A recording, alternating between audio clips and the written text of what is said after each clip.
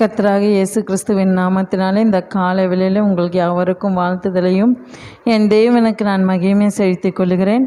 கடந்த 9 மாத காலமாக கர்த்தர் நம்மை கண்மணி போல பாதுகாத்து இந்த 10ஆம் மாதத்திற்குள் அடியெடுத்து வைத்த தேவனுக்கு கொடான கொடி ஸ்தோத்திர பலிகளை நாம் ஏறெடுப்போம். இந்த நாளில் கூட நான் உங்களோடு கூட பேசக்கூடிய வார்த்தையானது இடங்கொடு என்ற தலைப்பிலே நான் உங்களோடு பேச விரும்புகிறேன். நம்ம வாசிப்போம். லூக்கா 5ஆம் அதிகாரம் 1-7 வசனங்களை வாசித்து பார்க்கிற வேளையில் இயேசு கிறிஸ்து கெனரேசேத் என்ற கடற்கரையில் நிற்கிறாரு. அப்போ அவருடைய வார்த்தைகளை கேட்கும்படியாக, தேவன் பேசக்கூடிய வார்த்தைகளை கேட்கும்படியாக அநேகர் அவர் இடத்தில் கூடி வராங்க. கூடி வருகிற வேளையில் அந்த கடற்கரையில் 2 படகுகள் நிறுத்தி இருக்க ஆண்டவர் பார்க்குறாரு. அதில் ஒரு படகுல ஏறி என்ன செய்கிறாரு, ஆண்டவர் அமர்கிறார். இயேசு கிறிஸ்து அமர்ந்து அது அந்த அவர் ஏறி அமர்ந்த படகு சீமோனுடையதாக இருந்தது.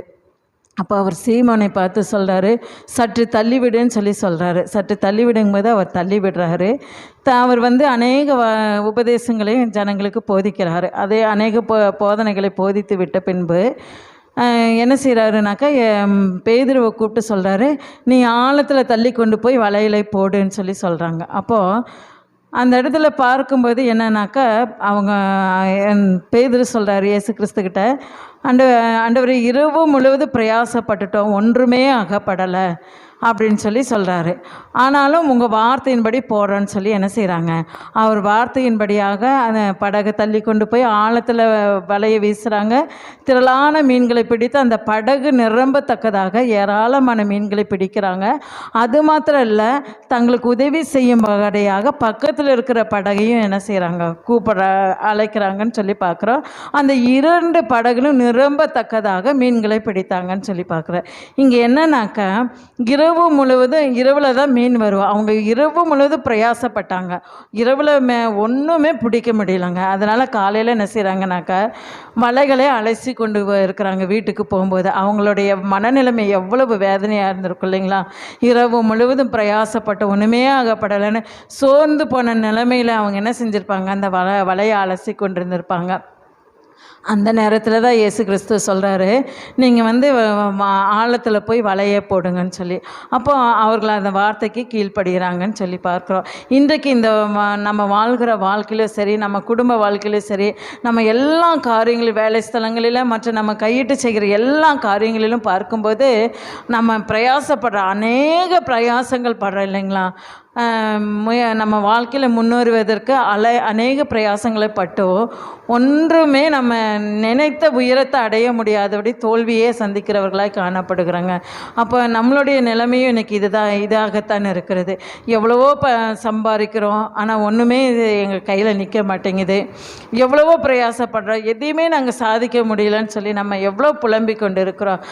இந்த வேளையில் நம்மை பார்த்து தான் இயேசு கிறிஸ்து சொல்லுகிறாரு, நீங்கள் ஆழத்தில் வலையை போடுங்கன்னு பார்க்குறாரு. ஃபஸ்ட்டு ஆழத்தில் வலையை போடுங்கன்னு பார்க்குறாரு. இங்கே பார்க்கும்போது என்னன்னாக்கா, பேதுரு என்ன செய்கிறாரு, இயேசு கிறிஸ்து சொன்ன உடனேயே என்ன செய்கிறாரு, கீழ்ப்படிந்து அந்த படகை தள்ளி கொண்டு போய் ஆழத்தில் வலைய போடுறாரு.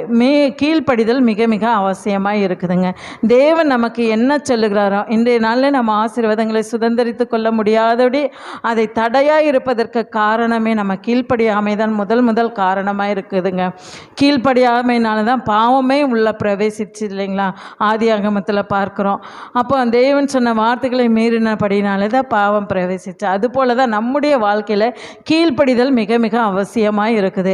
தேவன் என்ன சொல்லுகிறாரோ, வார்த்தை என்ன சொல்லுகிறதோ, அந்த வார்த்தைகளுக்கு அப்படியே கீழ்ப்படிந்து நடக்கும்போது நிச்சயமாக நம்ம என்ன செய்ய முடியும், ஆசீர்வாதங்களை சுதந்திரத்து கொள்ள முடியும்னு பார்க்குறோம். ஆபிரகாம், விசுவாசத்தின் தந்தையாக ஆபிரகாமை பார்க்கும்போது அவர் என்ன சொன்னாருனாக்க, கீழ்ப்படிந்தார். உன் மகனை பலியிடுன்னு சொன்னார். உடனே அவர் கீழ்ப்படிந்து என்ன செஞ்சார், பலியிட போனார். அந்த கீழ்ப்படிதல் மிக மிக நமக்கு அவசியமாக இருக்குது.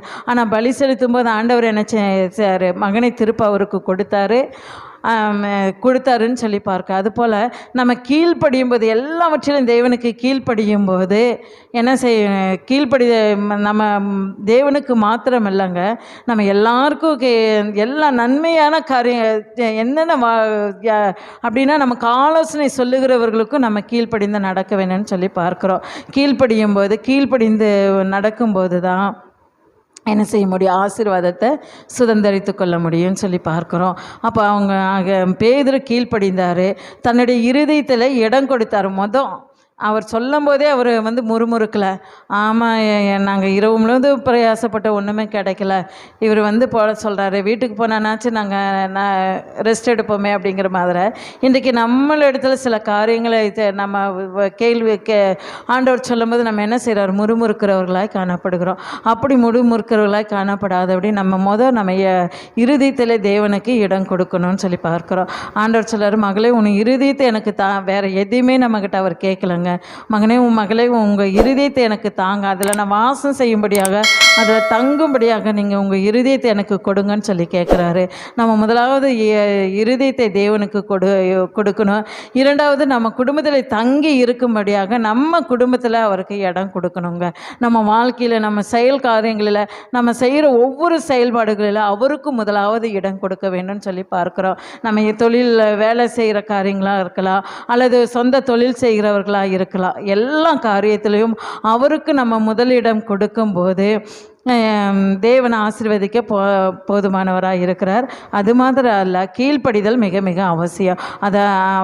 அப்படியாக முதலாவது நம்ம இருதயத்தில் தேவனுக்கு இடம் கொடுக்கணும், அவருடைய வார்த்தைக்கு கீழ்ப்படியணும்.